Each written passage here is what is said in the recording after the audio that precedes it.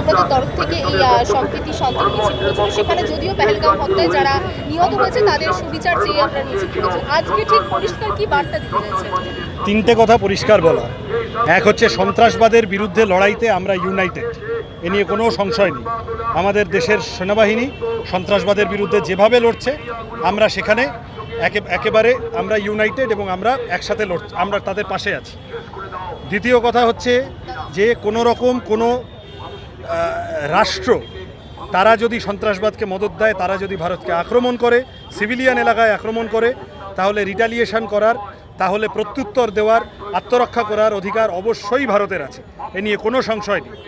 3 নম্বর কথা যে এই শুধুমাত্র আক্রমণ প্রতি আক্রমণ করে সন্ত্রাসবাদের মতো জটিল সমস্যাকে সমাধান করা যায় না, ডিপ্লোম্যাটিক প্রেশার লাগে। এই ডিপ্লোম্যাটিক প্রেশার ঠিকমতো হচ্ছে কি হচ্ছে না এই নিয়ে সংশয় থাকছে, কারণ দেখলাম এর মধ্যেই IMF থেকে পাকিস্তান আবার লোনও পেয়ে গেল।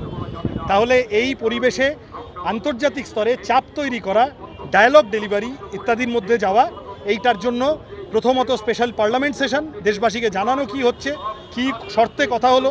ওখান থেকে দেখলাম ডোনাল্ড ট্রাম্প এসে ঘোষণা করে দিল। কেন ডোনাল্ড ট্রাম্প এখানে ঢুকলো বুঝলাম না। দেশের মানসম্মান সার্বভৌমত্ব ক্ষতিগ্রস্ত হলো। এইগুলো প্রত্যুত্তর, এগুলো সবটা উত্তর দিতে হবে। আর ফোর্থলি হচ্ছে যে সিভিলিয়ান এলাকায় যেন যুদ্ধ না ছড়ায়।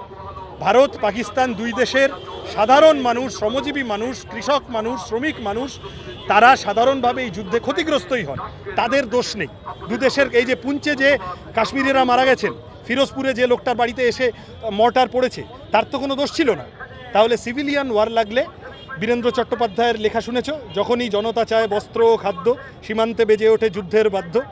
তার কারণ এই দেশের মধ্যে এই সময় জিনিসের দাম বাড়ছে, বেকারত্ব, শিক্ষা, স্বাস্থ্য, এই সব নিয়ে আমরা একটা ডামাডোলের মধ্যে আছি।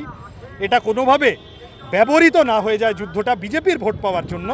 বিজেপি ওই জন্য দেখেছো অপারেশন সিন্দুরের কপিরাইট কে নেবে সেই নিয়ে বিজেপি ঘনিষ্ঠ শিল্পপতিরা সব কাড়াকাড়ি লাগিয়ে দিয়েছে। ভেতরে যেভাবে ঝগড়া লাগানো যায়, কিভাবে ঝগড়া লাগানো যায়, বিজেপির লোকেরা পাকিস্তান জিন্দাবাদ লিখে দাঙ্গা বাঁধাতে গিয়ে ধরা পড়েছে। এই আজকে একটু আগে দেখেছো বিজেপির নেতা কর্নেল সোফিয়া কুরেশিকে সন্ত্রাসবাদীর বোন বলেছেন। Colonel Sofiya Qureshi wing commander Vyomika Singh বলছেন যে আমাদের দেশ সেকুলার দেশ, আর এখানে দাঁড়িয়ে 2 টাকার 3 বাটি অধিকারী সে বলে যাচ্ছে সেকুলাররা বেরিয়ে যান। তাহলে আমাদের কাছে দেশপ্রেমের সংজ্ঞা হলো ভারতীয় সেনাবাহিনী, আমাদের জওয়ানরা, আমাদের সেনা অফিসাররা যে লড়াইটা লড়ছেন। জেনারেল নারাওয়ানে গতকাল বলেছেন যুদ্ধকে রোমান্টিসাইজ করো না, বলেছেন তো, তিনি তো সিপিএম নন, তিনি বলেছেন যুদ্ধ কোনো বলিউডের সিনেমা নয়। তাহলে ডিপ্লোম্যাটিক টক, যুদ্ধ শেষ রিসর্ট, কিন্তু আগে কূটনীতির মাধ্যমে সমস্যা সমাধান করা উচিত। এই কথাগুলো বলছি আমরা। আর উল্টো দিকে যারা দেশের মধ্যে ঝগড়া পাকাতে চাইছে সেই RSS বিজেপি সম্পর্কে মানুষকে সতর্ক থাকার জন্য আমরা আবেদন করছি সাম্প্রদায়িক সম্প্রীতি রক্ষার দাবি নিয়ে। প্রধানমন্ত্রী যে রাষ্ট্রকে সম্বোধন করলেন সেখানে বাংলার মানুষ আরেকটি বিষয় জানার জন্য অপেক্ষায় ছিল যে তিনি কখন পুনম সাউকে নিয়ে কথা বললেন, রাইট, সেটা নিয়ে কোনো রকম কোনো বক্তব্য রাখেনি, বা পেহেলগামতে যে 15 জন নাগরিক মারা গেছে সেখানে কোনো রকম কোনো বক্তব্য। প্রথম প্রশ্ন তো এটাই যে সব হয়ে গেল, কিন্তু 4 জন জঙ্গি যারা পেহেলগাঁওতে এসে মেরে গেল তারা কোথায়? তাদের সর্বোচ্চ শাস্তি চাই।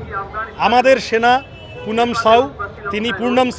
কুমার সাউ হুগলির মানুষ, তিনি পাকিস্তানের হাতে আটকা পড়ে আছেন, তাকে সেফলি আমাদের দেশে ফিরিয়ে দিতে হবে।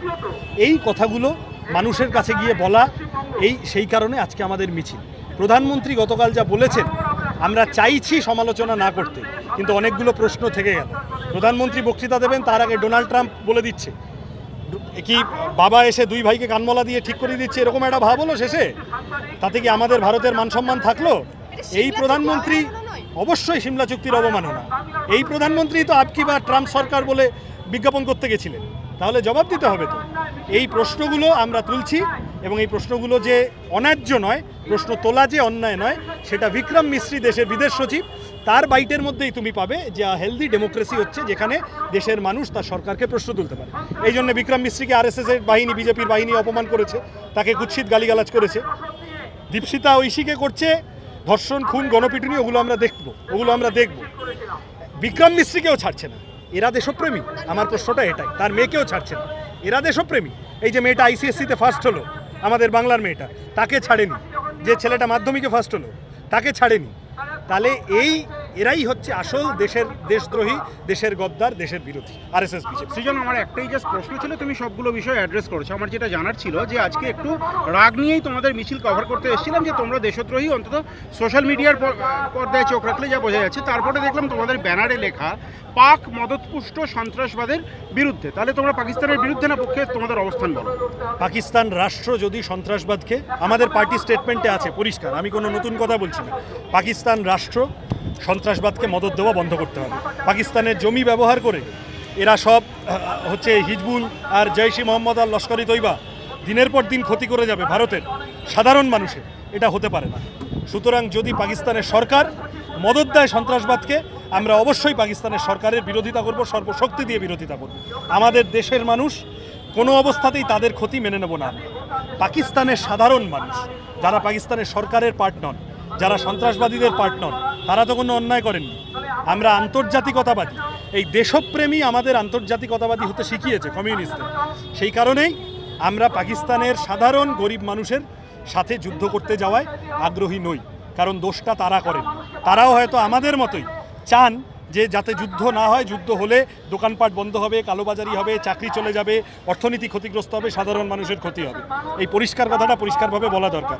পাকিস্তানের সেনাবাহিনী, পাকিস্তানের রাষ্ট্র, পাকিস্তানের সরকার, পাকিস্তানের জমিকে ব্যবহার করা সন্ত্রাসবাদীরা, এরা প্রত্যেকে যদি আমাদের ক্ষতি করে, আমরা তাদের বিরুদ্ধে, আমাদের দেশ সেনাবাহিনী যতদূর তাদের বিরুদ্ধে লড়বে আমরা সাথে আছি, কিন্তু সাধারণ মানুষ যেন ক্ষতিগ্রস্ত না হয়। আমার একেবারে শেষ প্রশ্ন, আজকে তোমাদের স্লোগান দেখলাম, মন দিয়ে শুনছিলাম, আজকেও তোমাদের স্লোগান দেখলাম সকল হাতে কাজ চাই, সব পেটে ভাত চাই।